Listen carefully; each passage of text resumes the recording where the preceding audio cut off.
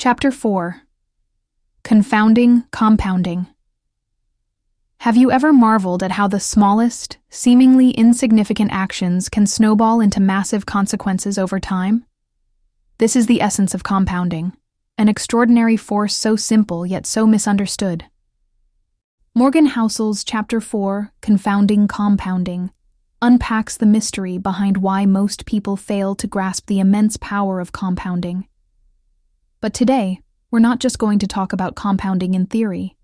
We'll dissect it, provoke your thoughts, and inspire action.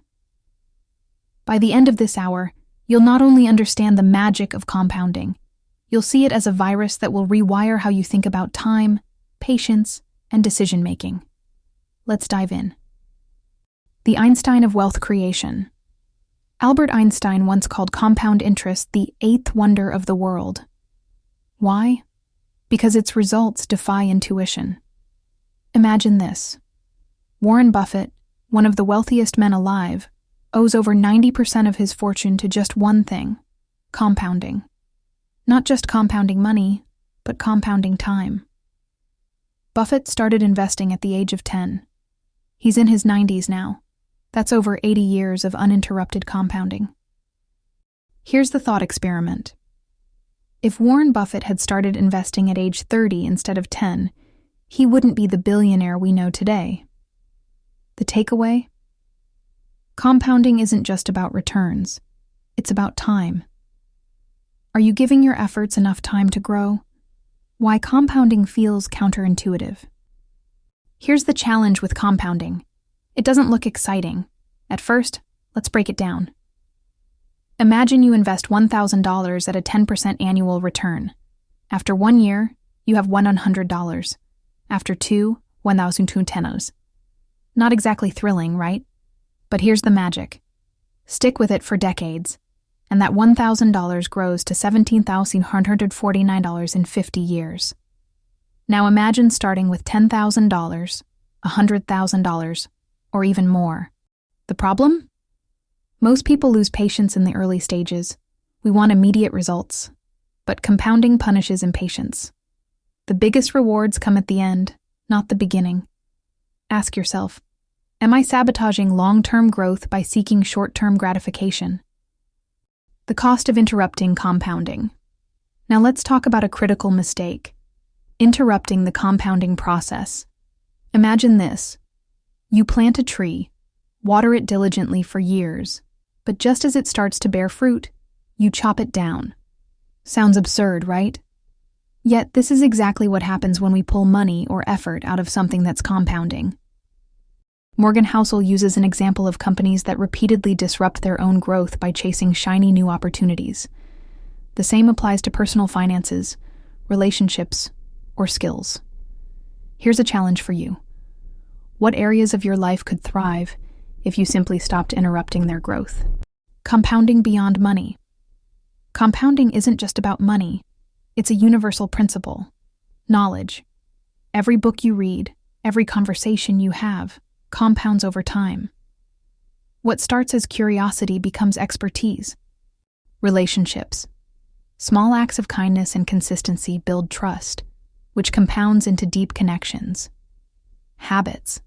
Tiny, consistent actions, like exercising or journaling, create exponential results in health and mindset. Ask yourself, what seeds am I planting today that will compound tomorrow? The patience problem. Here's the harsh truth. Compounding is simple but not easy. Why? Because it requires patience, a rare commodity in our instant gratification culture. Think about it. We live in a world of 2-day shipping and instant likes. Waiting years or decades for results feels unbearable. But here's what separates the truly successful from the rest. They understand that compounding rewards delayed gratification. So, reflect. Where in your life are you trading long-term rewards for short-term comfort? Lessons from nature. Nature is the ultimate teacher of compounding. Consider a bamboo tree. For years, it barely grows above the ground, but beneath the surface, its roots are expanding. Then, almost overnight, it shoots up to 90 feet. Your efforts might feel invisible today, but beneath the surface, growth is happening. Are you willing to trust the process? Compounding and risk. There's one more crucial element to compounding: protecting against risks that can wipe out progress. Imagine building wealth for 20 years, only to lose it in a market crash or bad decision. Husserl emphasizes the importance of playing defense. It's not just about growing, it's about protecting what you've already built. So, ask yourself, am I taking unnecessary risks that could jeopardize my compounding journey? Let's recap. 1. Compounding is the most powerful tool for growth, financially and personally. 2. Its rewards are exponential, but they require time and patience. 3. Interrupting the process or chasing quick wins can destroy decades of progress. 4. Compounding applies to every area of life: money, knowledge, relationships, habits. Here's your challenge. Identify one area of your life where you can let compounding work its magic. Whether it's investing, learning, or building relationships, start today. Be consistent, be patient, and protect your progress. Remember, compounding is a force that doesn't discriminate. It works for anyone willing to respect its rules. So, the question is, will you let it work for you or against you? Chapter 5. Getting wealthy versus staying wealthy. Let me ask you something. What's harder, getting rich or staying rich? Morgan Housel, in Chapter 5 of The Psychology of Money, argues that the skills required to build wealth are entirely different from those needed to keep it. And here's the kicker. Staying wealthy is often more difficult. This chapter isn't just about money, it's about mindset. It's about understanding the delicate balance between ambition and caution, risk-taking and humility, action and inaction. By the end of this hour, you'll not only think differently about wealth, but you'll also take actionable steps to preserve what you've built. Let's get started. 2 opposing forces.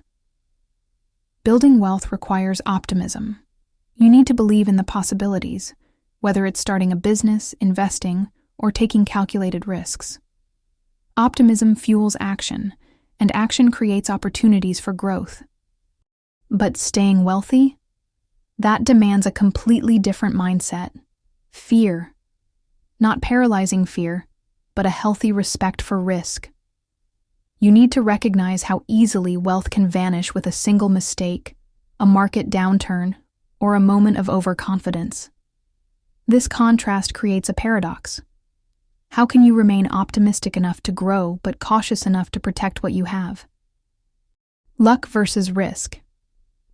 Husserl reminds us that wealth is deeply influenced by 2 uncontrollable factors: luck and risk. Luck brings opportunities that we might not deserve. Risk reminds us that even the best decisions can lead to failure. Take the example of a successful entrepreneur who reinvests all their earnings into high-risk ventures. It's easy to attribute their success to skill, but luck often plays a bigger role than we realize. Conversely, the same entrepreneur could lose everything due to unforeseen circumstances, like a financial crisis or technological disruption. Ask yourself, am I overestimating my skill and underestimating the role of luck? The fragility of wealth. Building wealth is often seen as a series of bold moves, but maintaining wealth is about survival. Think about this. A single financial catastrophe, medical bills, a market crash, or a failed investment can wipe out decades of hard work. This is why the wealthy focus on defense as much as offense. They diversify, save, and avoid unnecessary risks. Here's a thought experiment. What's your financial survival plan? How would you protect yourself against the worst-case scenario? The importance of humility. One of the biggest threats to staying wealthy is overconfidence. Consider this. People who accumulate wealth often believe they've mastered the system. But as Husserl explains, the moment you think you're invincible is the moment you're most vulnerable. Markets change, economies shift. What worked yesterday might fail tomorrow. The key is humility. Accept that you don't know everything. Accept that uncertainty is inevitable. Ask yourself, am I humble enough to adapt when circumstances change? The role of behavior. This chapter emphasizes a critical point. Wealth isn't just about what you know. It's about how you behave. For instance, are you disciplined enough to save consistently, even when the market is booming? Are you patient enough to let investments grow over decades without giving in to fear or greed? Are you cautious enough to avoid chasing fads or taking unnecessary risks? Behavioral finance isn't glamorous, but it's what separates those who keep their wealth from those who lose it. Understanding your goals. Why do you want wealth? Is it to buy a bigger house, retire early, or gain a sense of security? Whatever your reason, clarity is essential. One of the biggest mistakes people make is constantly moving the goalposts. You achieve one milestone, but instead of appreciating it, you immediately chase the next. This endless pursuit creates unnecessary risk. Reflect. Have you defined what enough looks like for you? Or are you caught in a cycle of never being satisfied? Real-life examples. Let's look at 2 contrasting examples. 1. Vanderbilt family. They amassed immense wealth during the Gilded Age, but lost it within a few generations due to reckless spending and lack of financial discipline. 2. Warren Buffett. Despite his immense wealth, Buffett is known for his frugality and focus on long-term survival rather than short-term gains. Which approach are you closer to? The practical takeaways. Here's how you can apply the lessons from this chapter to your own life. Embrace balance. Be bold enough to grow, but cautious enough to survive. 2. Save relentlessly. Savings are your buffer against uncertainty. They're what allow you to stay in the game when things go wrong. 3. Avoid overconfidence. Stay humble, diversify your investments, and never assume you're invincible. 4. Define enough. Understand your goals, and avoid unnecessary risks by chasing more than you need. 5. Focus on behavior. Discipline, patience, and consistency matter more than intelligence or knowledge. This chapter isn't just about understanding wealth. It's about shifting your mindset. It's about asking the hard questions. Am I prepared for the risks I face? Am I taking unnecessary gambles with my wealth? Have I defined what success truly means for me? Here's your challenge. Spend 10 minutes today reflecting on your financial strategy. Identify one area where you might be too aggressive or too cautious. Then, make a plan to adjust. Remember, wealth isn't a sprint. It's a marathon where survival is key. By mastering both the art of getting wealthy and the discipline of staying wealthy, you're setting yourself up for a lifetime of financial stability and peace. Chapter 6. You'll change lottery. Imagine this. You've just won the lottery. The jackpot. More money than you could ever imagine. You're ecstatic, right? But here's the question. Will it change you? Morgan Housel's Chapter 6, You'll Change Lottery, delves into the profound ways sudden wealth, or any drastic financial change, impacts our behavior, emotions, and decisions. Winning the lottery may not mean actual luck, and it definitely doesn't mean immunity from poor decisions. The truth is, the real lottery lies in how we perceive, manage, and adapt to changes in our financial lives. Are you ready to explore how sudden wealth or unexpected opportunities can redefine who you are? Let's dive in. The power of context. When people win the lottery or experience any massive financial windfall, it's not just their bank account that changes. Their context changes. Context is everything. It influences how you think, what you value, and how you behave. For example, someone who goes from a modest lifestyle to sudden wealth may find themselves spending excessively, not because they need to, but because their new financial reality pressures them to fit into a wealthier social circle. Here's the real challenge. Can you stay grounded when your circumstances change? Adaptation and the hedonic treadmill. Humans are remarkably adaptable. While this is often a strength, it can also work against us financially. Housel points out that when we experience a financial windfall, we quickly adapt to our new standard of living. What once felt like luxury becomes ordinary, and before long, we crave even more. This is the hedonic treadmill, the constant chase for more, with no end in sight. Ask yourself, am I constantly upgrading my lifestyle instead of appreciating what I have?